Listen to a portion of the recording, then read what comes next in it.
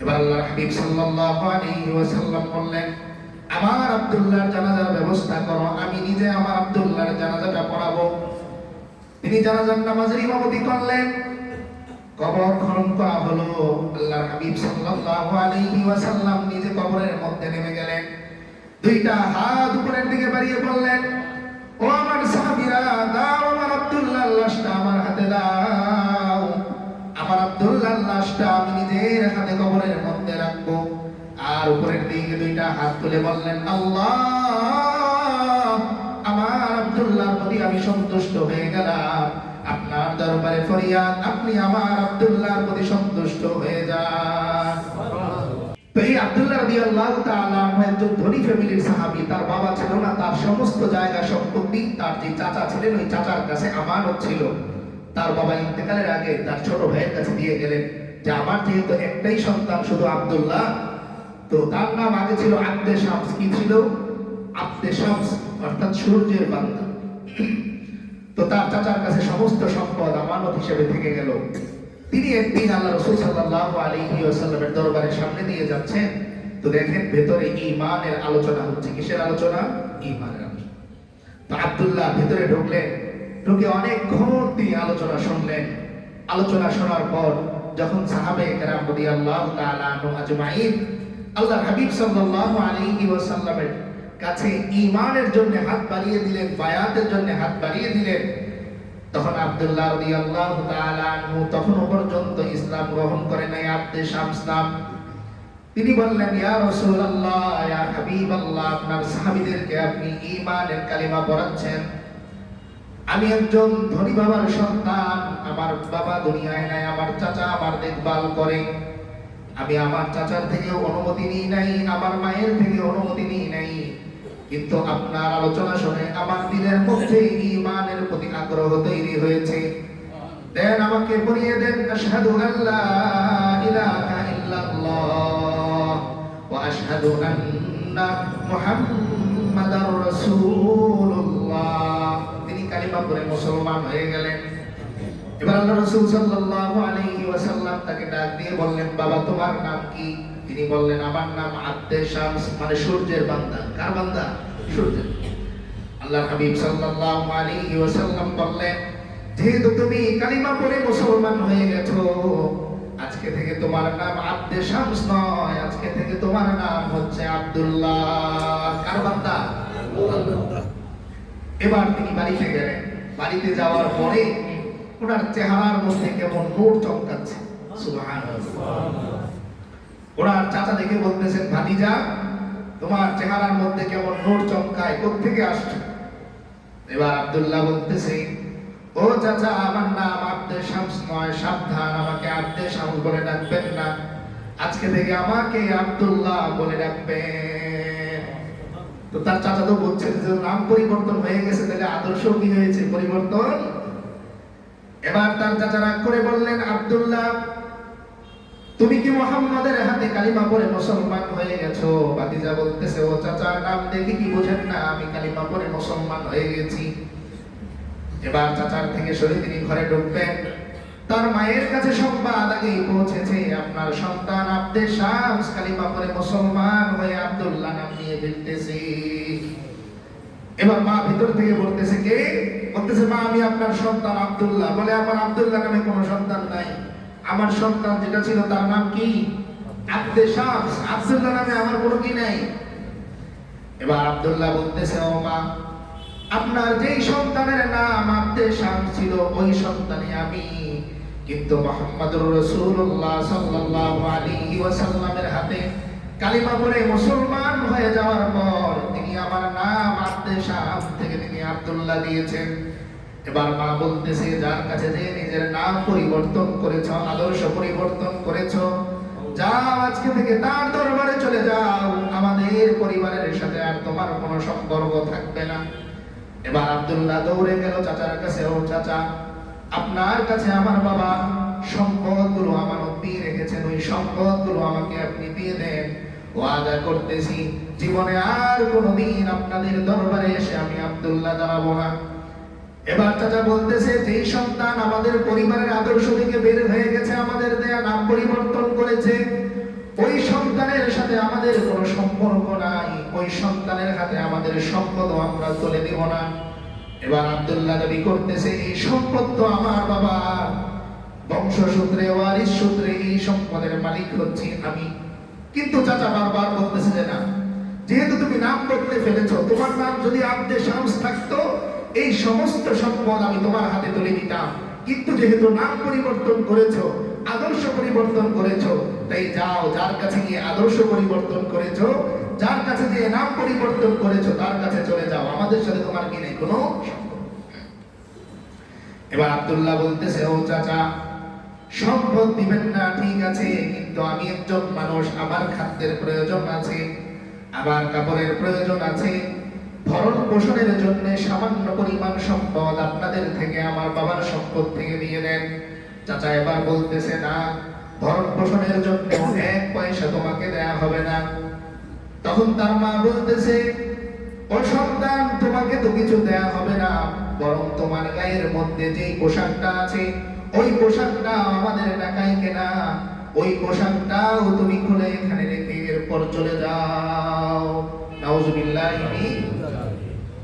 এখন তিনি তো বাধ্য, কিছু করার নেই। তার চাচা অপশন দিছে, হয় তুমি কালিমা ছাড়ো, ছাড়লে শুধু ভরণ পোষণ না, তোমার বাবার রেখে যাওয়া এই সমস্ত সম্পদ তোমাকে দিয়ে দেয়া হবে, আর যদি তুমি কালিমা না ছাড়ো তাহলে যাও মুহাম্মদের কাছে চলে যাও, তার কাছে যে তুমি থাকো, আমাদের সাথে তোমার কি নেই কোনো সম্পর্ক।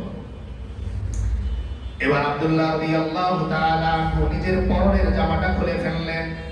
মা বলতেছে সন্তান, শুধু পরনের জামা খুললে হবে না, বরং তোমার সতর দেখে রেখেছো যেই জামাটা দিয়ে ওটাও খুলে দিতে হবে।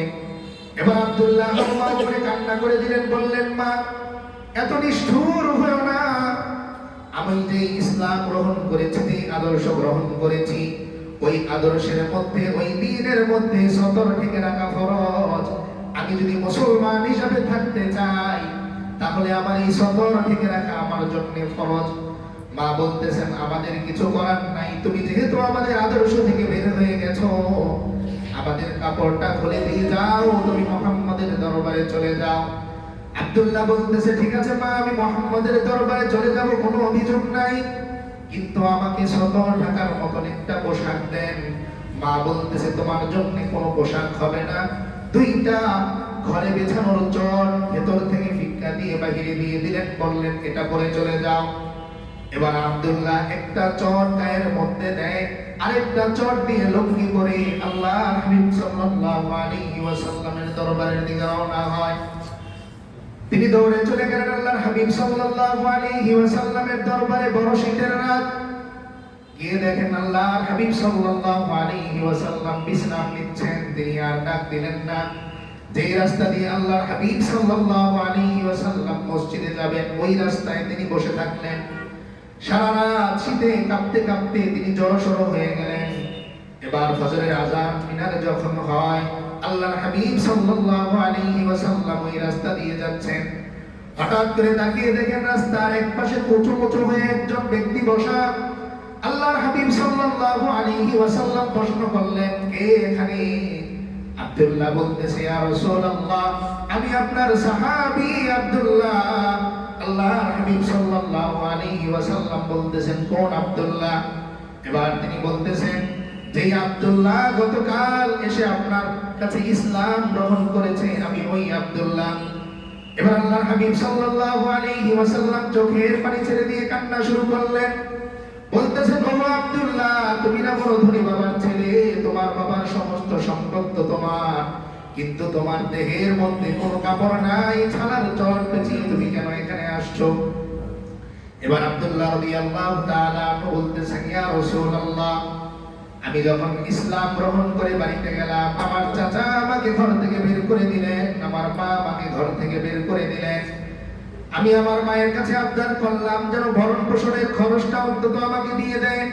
আমার মা স্পষ্ট আমাকে জানিয়ে দিল, যেই সন্তান আমাদের থেকে চলে যায়, নাম পরিবর্তন করে, আদর্শ পরিবর্তন করে, ওই সন্তানের জন্য আমাদের ঘরে কোনো থাকার জায়গা হবে না, তার জন্য কোনো ভরণ পোষণ হবে না। তখন আমার মায়ের কাছে আমি আবদার করলাম 17 টাকার মতন একটা কাপড় যেন তিনি আমাকে দেন, কিন্তু তিনি ভেতর থেকে এই দুইটা চট আমার দিকে তিনি ছুঁড়ে মারলেন।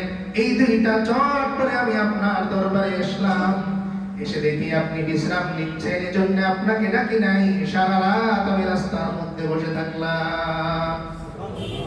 এবার আল্লাহর হাবিব সাল্লাল্লাহু আলাইহি ওয়াসাল্লাম আব্দুল্লাহকে এরকম বুকের মধ্যে জড়িয়ে ধরলেন আর বললেন, আল্লাহ আপনি আমার আব্দুল্লাহকে ইসলামের জন্য কবুল করেন। আর সঙ্গে একটা উপাধি দিয়ে দিলেন, যুল বাজাদাইন। কি উপাধি ওনার? যুল বাজাদাইন, মানে দুই চাদরের টুকরাওয়ালা, দুই চাদরের। এবার একদিন আব্দুল্লাহ রাদিয়াল্লাহু তাআলা এসে বললেন, ইয়া রাসূলুল্লাহ আপনি একটু আমার জন্য দোয়া করেন, আমি যেন শহীদ হতে পারি যুদ্ধের ময়দানে। কোথায় শহীদ হতে পারি? কোথায়? যুদ্ধের ময়দানে। আল্লাহর হাবিব সাল্লাল্লাহু আলাইহি ওয়াসাল্লাম বললেন, ও আব্দুল্লাহ এত কষ্ট তুমি ইসলামের জন্য করেছো, আমি তোমার শহীদের দোয়া নয়, যুদ্ধের ময়দানে শাহাদাতের দোয়া নয়, বরং আমি তোমার জন্য কাফেরদের রক্তকে হারাম করে দিলাম। মানে কাফেররা তোমাকে হত্যা করবে, এটা আমি হারাম করে দিলাম। আল্লাহর কাছে দোয়া করি যেন কোনো কাফেরের হাতে তোমার কি না হয়, মৃত্যু। এবার আব্দুল্লাহ রাদিয়াল্লাহু তাআলা বলতেছেন, ইয়া রাসূলুল্লাহ আমার তো শাহাদাতের তামান্না, আমি রং করে মরতে চাই। তিনি বললেন, আমি আমার আব্দুল্লাহর ব্যাপারে এই সংবাদ শুনতে চাই না যে কোনো কাফের তাকে কি করবে, আঘাত করবে। তুমি যেই পরিমাণ কষ্ট ইসলামের জন্য করেছো এটা আমি শুনতে চাই। এবার আব্দুল্লাহ রাদিয়াল্লাহু তাআলা আমাকে সান্ত্বনা দেওয়ার জন্য সাল্লাল্লাহু আলাইহি ওয়াসাল্লাম বললেন, আব্দুল্লাহ আল্লাহ যদি তোমাকে ঘরের মধ্যে বসিয়ে শাহাদাতের মর্যাদা দান করে তাহলে তো অসুবিধা নেই। তখন তিনি সান্ত্বনা পেলেন। হঠাৎ করে এক যুদ্ধ থেকে তিনি ফিরতেছেন, প্রতিমধ্যে তিনি অসুস্থ হয়ে ইন্তেকাল করলেন। আল্লাহর হাবিব সাল্লাল্লাহু আলাইহি ওয়াসাল্লামের কাছে সংবাদ এলো যে আব্দুল্লাহ ইন্তেকাল করেছে। তিনি এই সংবাদ শোনার পর সঙ্গে সঙ্গে চোখ দিয়ে পানি পড়তেছে। সাহাবায়ে কেরাম জিজ্ঞেস করলেন, ইয়া রাসূলুল্লাহ আপনি তো কখনো এভাবে কান্না করেন না, এভাবে কান্না করতেছেন কেন? তখন তিনি বললেন, ও আমার সাহাবীরা জানো, আমার আব্দুল্লাহ এত ধনী ব্যক্তির ছেলে, কিন্তু ইসলামের জন্য শুধুমাত্র দুইটা চাদর নিয়ে ঘর থেকে বেরিয়ে এসেছে, ও আর কোনোদিন ঘরে ফেরত যায়নি। এবার আল্লাহর হাবিব সাল্লাল্লাহু আলাইহি ওয়াসাল্লাম বললেন, আমার আব্দুল্লাহর জানাজার ব্যবস্থা করো, আমি নিজে আমার আব্দুল্লাহর জানাজাটা পড়াবো। তিনি জানাজার নামাজের ইমামতি করলেন। কবর খনন করা হলো। আল্লাহর হাবিব সাল্লাল্লাহু আলাইহি ওয়াসাল্লাম নিজে কবরের মধ্যে নেমে গেলেন। দুইটা হাত উপরের দিকে বাড়িয়ে বললেন, ও আমার সাহাবীরা দাও আমার আব্দুল্লাহর লাশটা আমার হাতে দাও। আমার আব্দুল্লাহর লাশটা আমি নিজের হাতে কবরের মধ্যে রাখবো। আর উপরের দিকে দুইটা হাত তুলে বললেন, আল্লাহ আমার আব্দুল্লাহর প্রতি আমি সন্তুষ্ট হয়ে গেলাম। আপনার দরবারে ফরিয়াদ, আপনি আমার আব্দুল্লাহর প্রতি সন্তুষ্ট হয়ে যান।